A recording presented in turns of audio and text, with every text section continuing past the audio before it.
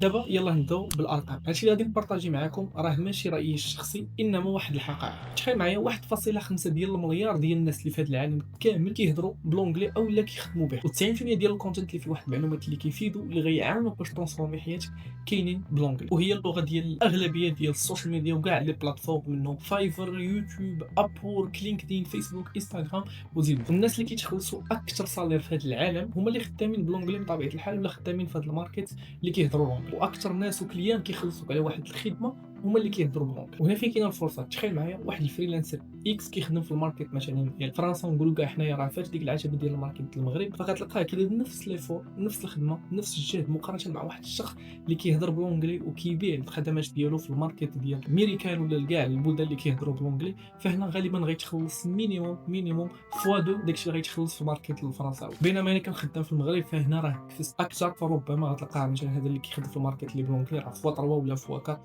مقارنه مع الفريلانسرز اللي كيبيعوا خدمات هنا. وهنا راه ماشي باش نقصوا ولا نقولوا زعما راه ما كاينش واحد الكواليتي بالنسبه للناس اللي كيهضروا بالعربيه ولا الناس اللي كيهضروا بالفرنسي، انما علاش؟ حيت بلونجلي ولا الناس اللي كيهضروا بلونجلي ولا الماركت ديال لونجلي كبير وكثر وكيتخلصوا مزيان، يعني قادرين يخلصوا اكثر اوتوماتيكمون واخا تكون نفس الخدمه ونفس الكواليتي ديال السيرفيس. يعني باش نكون معك واضح، الا كانت عندك واحد المهاره ولا كتقن واحد الحاجه راه ماشي كيتحكم فيها فقط انك كتقن ديك المهاره، انما السايز ديال الماركت وشحال كبير وشحال مثلا كاين واحد الطلب كبير على ديك المهاره. بالاخر الناس اللي فاهمين في ليكونومي راه يكونوا فاهمين هاد القواعد ديال العرض والطلب. وهنا مثلا كاع نجيو نهضروا على الفرنسي. مثلا كنتي كتهضر بالفرنسي فغالبا غتقدر تخدم في الماركت فرنسا، بلجيكا وبعض البلدان في افريقيا. بينما الا كنتي كتقن لونجلي فتقدر تخدم في ميريكان، راك عارفين نتوما الامريكان قداش، بالاضافه لاستراليا، نيوزيلندا، كندا وبزاف ديال البلايص في العالم ولا كاع الشركات اللي انترناسيونال. بينما هنا راه كتقدر تشوف بان راه مثلا اكبر الشركات ولا العمالقه ديال الشركات كيخدموا معاهم ناس مثلا في السيبور من الفلبين ولا من فيتنام.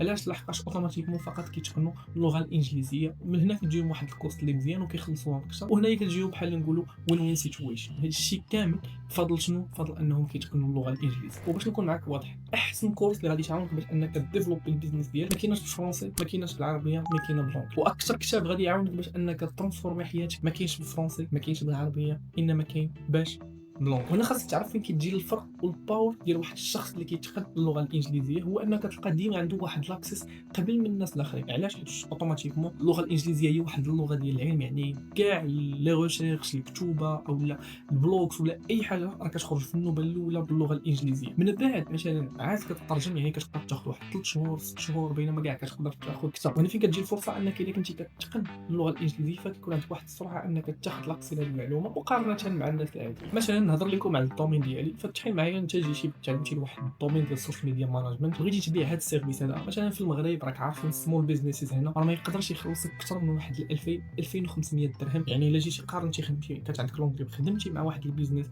واخا صغير في يو اس راه يخلصك 10000 ضعف. فتخيل معايا ديك 10000 درهم راه تقدر تكون هنايا القيمه ديال واحد الكلاينت هاي تيكيت ولا مثلا في كندا ولا شي ماركت واحد اخر اللي اصلا كيهضروا بلونجلي وكيتعاملوا بشي عمله اللي صعبه واللي غاليه. تخيل معايا انت كليان واحد اللي عادي اللي سمول بيزنس مثلا يقدر يخلصك بواحد 10000 درهم، بالنسبه ليه هو راه واحد البرايس اللي عادي. يعني تخيل معايا قل من السميك ديال المغرب. وهنا فين كيكون واحد الليفريج اللي ناضي انك تخلص بالدولار وكتخدم مثلا ولا عايش في المغرب. يعني هنا غيجيك واحد الكوست اللي مزيان، وهنا فين تقدر انك ديفلوبي راسك وتبني واحد الانكم اللي حقيقي. وهذا الشيء كامل بسبب اللغه الانجليزيه. وهنا فين غادي نقول لكم كاين بزاف ديال الناس كتلقاهم باغيين يبداو ولا باغيين يتعلموا اللونجلي، لكن كتلقاهم ما كيقدروش. علاش؟ بكل بساطه كيحبسوهم واحد 3 ديال لي باغيا واللي كانوا حتى انا حابسني قبل ما انني نتعلم اللغه الانجليزيه وانني نتقنها. حتى انني في الاول باش ما نكذبش عليكم ما كانش عندي واحد لونجلي اللي مزيانه. حتى دابا عندي واحد لونجلي نقدر نقولوا غير محترمه، كنصدق راسي. غير مؤخرا طرات لي نيت واحد الحاجه، كنت مسافر برا المغرب والمهم مشيت لواحد الميتينغ تما اضطريت انني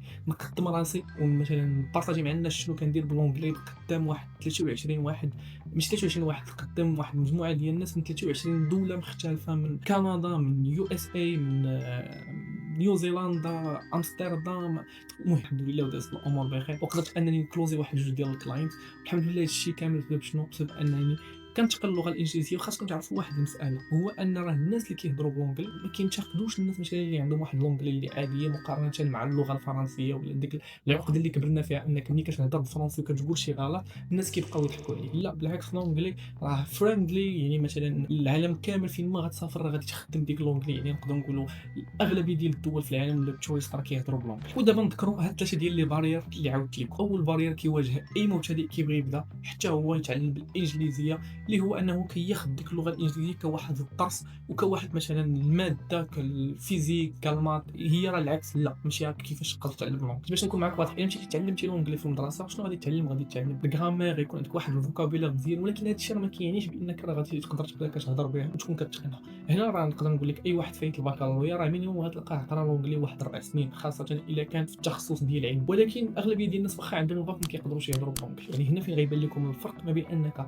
تفهم الجرامير ويكون عندك واحد الفوكابيلار مزيان، انك تهضر وتتقن اللغه الانجليزيه باش انك تشاطي مع الناس ولا تهضر مع الناس، ولا من السفر تهضر مع الاجانب باللغه الانجليزيه. وهنا خاصكم تعرفوا بان اللغه ماشي غير كنهضر على اللغه الانجليزيه، اي لغه كيف ما بغات تكون نوعها هي راه عباره على واحد السكيل ديال الكوميونيكيشن، ماشي واحد الماده بحال الفيزيك ولا المواد الاخرى. الا بغيتي تطور لونجلي ديالك هي حاول تهضر فيها فين ما غادي تتاح لك الفرصه، سواء مثلا حاول تدخل دي فوروم، تدخل شي كوميونيتيز، تحاول تهضر بلونجلي. كون على يقين الا خديتي لونجلي كواحد سكيل ديال الكوميونيكيشن غادي تتعلم لها افضل وبطريقه اصل. البارير الثاني اللي ما كيخليش المبتدئين انهم يتعلموا اللغه الانجليزيه هي انهم كيخافوا يغلطوا. هنا فين كاينه واحد المشكله عويصه انك ما غتخليكش انك ديفلوب. يعني باش تكون معاك واضح، ملي كتكون باغي تتعلم لواحد الحاجه كيخصك تحيد داك ليغو، ماشي فقط في اللغه، في اي حاجه في حياتك ليغو خصك تحيدو. فهنا فين كتجي كتلقى ان الدراري الصغار دغيا كيتعلموا اللونجلي. علاش؟ لحقاش ما رباوش واحد ليغو، ما عندكش واحد الوعي باش انهم يبقاو كيخافوا من الناس الاخرين انهم يجاجيوهم، فدغيا كيمشيو كيتعلموا اللونجلي واخا كيغلطوا. علاش؟ لحقاش من الاخطاء كنتعلموا تقدر تزبلها المره الاولى، تزبلها المره الثانيه الثالثه، من بعد تعرف الغلط ديالك حتى غتبقى كتسرح لك شويه بشويه. ما خاصش تعرف بان راه اي واحد كيطير في اللونجلي وماشي اللغه الام ديالو راه ضروري حتى هو داز من نفس المرحله، حتى هو غلط، حتى هو مثلا ضحكوا عليه الناس، حتى هو مثلا. ولكن خصك انت ما تبقاش كتديها الناس وتمشي تبقى جالس خايف انك تغلط ولا شي حاجه، حيت الاساس ديالك ولا شنو هي النقطه اللي خاصك توصل لها هي انك تتعلم تهضر بالانجلي. هذا هو الاساس، هو اللي خاصك تفوكس عليه، ماشي حاجه واحده. البارير الثالث اللي ما كيخليش المبتدئين انهم يمارسوا اللغه الانجليزيه ولا يتعلموا لها هي انهم كيبغيو يتعلموا الفوكابولير كامل قبل ما يبداو كيبراتيكيو. وهذا غلط. باش انك تتقن واحد اللغه خاصك تبدا كتعلم الاساسيات، من بعد تبدا كتبراكتيسي وتبدا كتابلي. وهنا مثلا نفترض انك بديتي كتعلم اللونجلي، فشنو غادي دير؟ غادي تحاول بعدا اول حاجه ولا اول نصيحه هي الافلام. بدا كتفرج في الافلام في الاول، بعدا بدا كدير سبتايتلز مثلا باللغه العربيه باش تبقى كتسمع باللونجلي وتفهم الترجمه ديالها.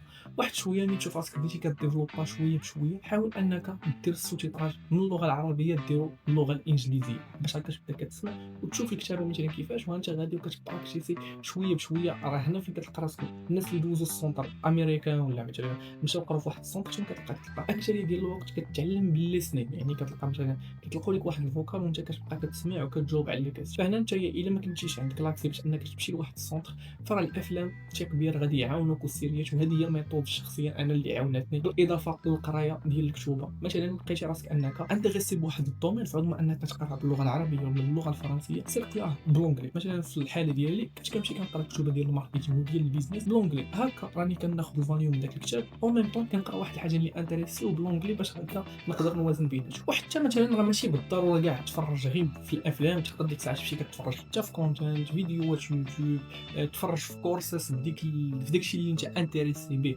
بالونجلي حتى هو. المهم انت فقط فهم الكونسيبت، حتى اي ميثود غادي تسلك ولا اي ميثود غادي تعجبك. ودابا غادي نبارطاجي معاك السيستم اللي كنت كنطبقه شخصيا. ما غاديش تحتاج واحد 4 ديال السوايع، ما غاديش تحتاج واحد 3 السوايع، فقط 45 دقيقه في النهار راه كافيه باش انك تتعلم اللغه الانجليزيه. اول حاجه هي خاصك تاخذ واحد 10 ديال الدقائق ديال الفوكابولير. شنو حاول دير؟ حاول مثلا كل مثلا هاد 10 ديال الدقائق تعلم غير 3 ديال الكلمات جداد. مثلا قرا واحد الحاجه ولا تفرج في شي فيديو ولا شي حاجه وقيد واحد 3 ديال الكلمات ما فهمتيهمش، حاول دير لهم تراديكسيون وتكتبهم باش هكا تبدا كتعقل عليهم. كون على يقين راه 3 ديال الكلمات في النهار راه كيعني 90 كلمه في الشهر، وراه كيعني اكثر من 1000 كلمه جديده في العام. يعني تخيل معايا انت بادي كاع عرفت انك ما كتعرف حتى شي كلمه، راه الا بقيتي غادي مواظب شويه بشويه راه كل نهار كتعلم 3 ديال الكلمات جداد، كل مثلا شهر كتعلم واحد 90 كلمه جديده، وانت غادي هكا شويه بشويه حتى تربي واحد الفوكابولير ليك. ودابا في النهار ديالك اختار واحد 15 دقيقه شنو غادي دير فيها؟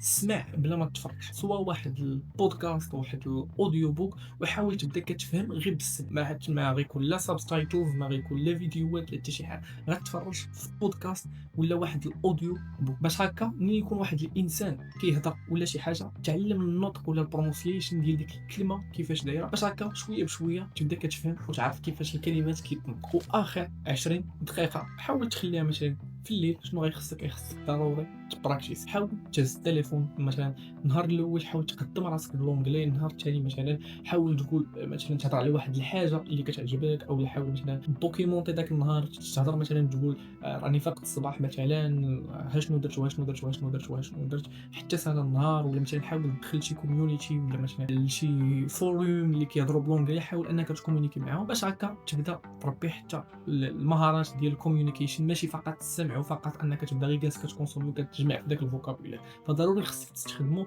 فهم حاول تدخل ديسكورد ولا شي حاجه، وحبذا لو يكونوا واحد الكوميونيتي اللي فيهم الفائده، باش هكا ما تبقاش تستغل داك الوقت كما كنقولوا عصفورين بحجر واحد، ناقش مع واحد الناس واحد المواضيع اللي غيفيدوك، او ميم طون انت كتبراكتيسي في ديك اللونغ. ودابا باش ندير واحد الخلاصه ونكون معك واضح، راه ماشي كنقص ولا كنقول لك ما تتعلمش اللغه الفرنسيه ولا اللغه العربيه، الا كانوا غيفيدوك بطبيعه الحال خاصك تتعلم اللغه الفرنسيه، بالاضافه ان اللغه العربيه راه الجذور ديالنا والاساس واللغه ديال القران واللغه ديال الاسلام، فضروري خصك تتعلم ليهم. وشنو غادي دير؟ غتحاول دير اللغه الانجليزيه كاضافه. علاش لا من بعد ما تتعلم اللغه الانجليزيه تحاول مثلا انك تتعلم اللغه الاسبانيه ولا اللغه الايطاليه ولا شي لغه واحده اخرى، حيت كلما كانوا عندك بزاف ديال اللغات كلما غيسهلوا عليك السكيل ديال الكوميونيكيشن، وخاصه الا كنتي باغي دير واحد النيتورك، باغي تسافر برا ولا حتى باغي تعيش برا. وانا دابا هاد النصيحه اللي كنعطيك انك تتعلم باللغه الانجليزيه، لحقاش كما كتشوفوا الدراري هاد الديفلوبمون ولا هاد السرعه اللي غادي بها الديجيتال، فراه ضروري خصك تكون كتعلم اللغه الانجليزيه، تخدمها في حياتك، في الخدمه ديالك، في الاي اي سوفتوير. يعني ضروري ومهم انك تتعلم اللغه الانجليزيه في هذا العصر. وما تنساوش انكم تتبعوا الميثود ديال 45 دقيقه فقط، بلا ما تكثر على راسك مثلا تقول لا راه ما عنديش الوقت، فقط 45 دقيقه. كون على يقين الا طبقتي هذا الشيء بالحرف، وهاد النصائح اللي بارطاجيت معاك مور 3 شهور غادي تشوف واحد الترانسفورماسيون اللي رهيبه، وانت غادي تتفاجئ فراسك. الا شفتي هذا الفيديو كانت فيه واحد الفاليو، ما تنساش انك دير لنا سبسكرايب باش كيبقاو يطلعوا لك فيديوهات جايين، وما تنساش انك تخلي لنا في الراي ديالك في الكومونتير شنو بان لك على هاد المعلومات اللي بارطاجينا، ولا مثلا شنو المواضيع اللي تبغينا نهضروا عليهم في الفيديوهات الجايه. واللي غادي نقول لك كنتمنى لك التوفيق، تهلا ليا في راسك. كان معك عبد الصمد ديجيتال.